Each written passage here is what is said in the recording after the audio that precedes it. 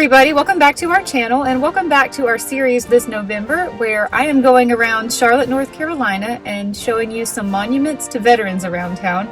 I'm really excited for this one because we are in Freedom Park. It's a beautiful park, one of my favorite places in town, and I can't wait to tell you the history of Freedom Park and show you 3 gorgeous monuments to veterans here inside the park. Let's go check it out. Today we are taking a walk around one of my favorite places in Charlotte called Freedom Park.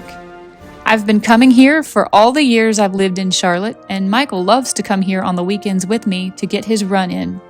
I've brought the vlog here once before, back in October, when we covered the tragic true crime case of Kim Thomas.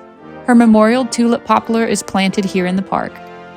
There are monuments, memorials, and dedicated benches all over this beautiful park, and I hadn't really paid attention to a lot of them before coming here for the Kim Thomas tree.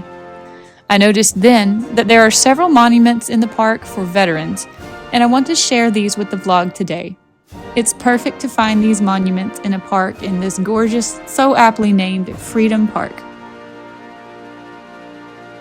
Freedom Park consists of 98 acres located between the historic Dilworth and Myers Park neighborhoods. In the center of the park is a 7-acre lake.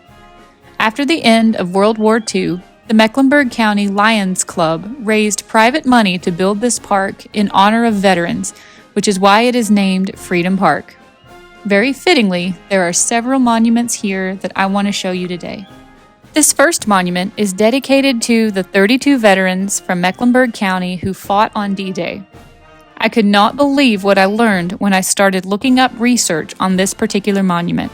Please go check on the video below to watch the official dedication of this monument. It was designed in 2015 by a junior in high school named Cutter Davis III. Cutter's father, Cutter Davis II, was raised by a single mother and needed help in 1985 completing his Boy Scout Eagle Service project.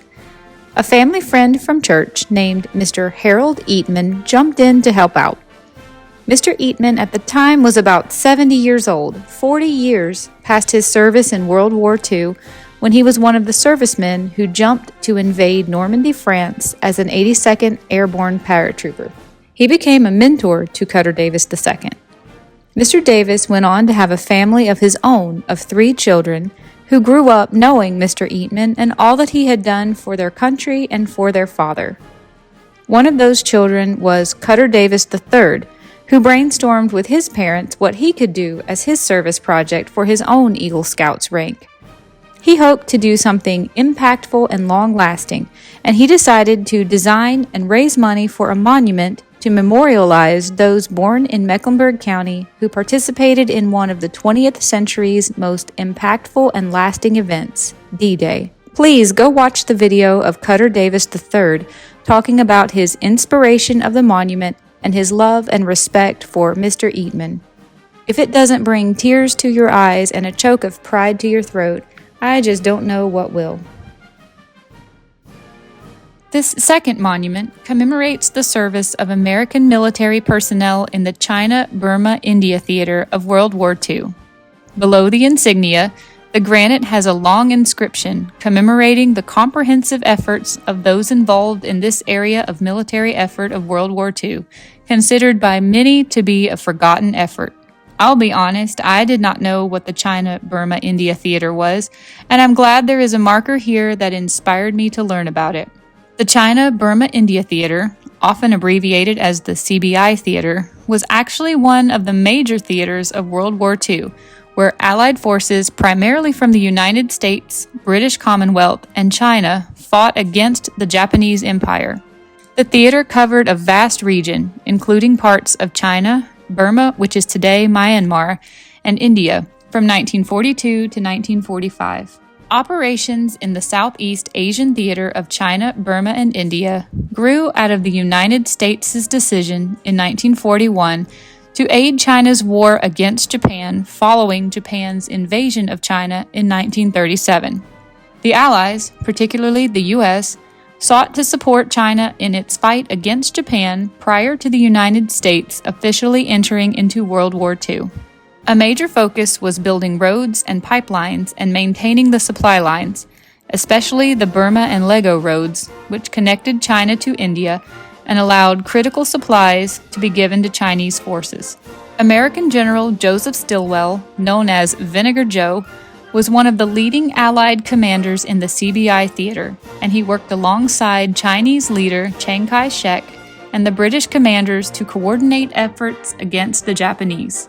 This monument to the China-Burma-India theater was dedicated in April of 2000.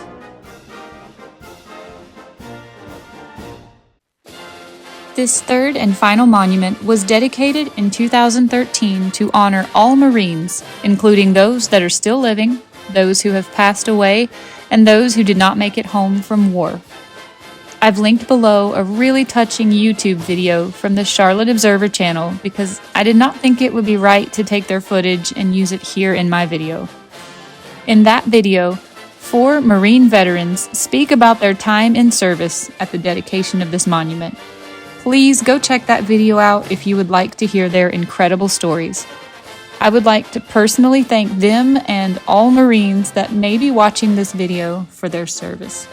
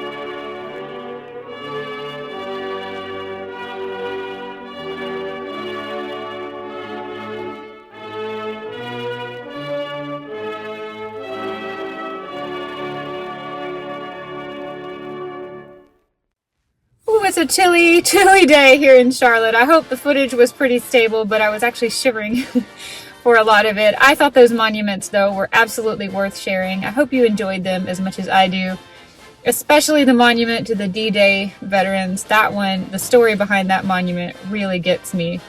I think that's such a special story, and I'm so happy that I could share all of these and this awesome park with the channel. I hope you enjoyed this as much as I enjoyed bringing you here. Guys, I'll see you another day in another adventure. Bye, everybody.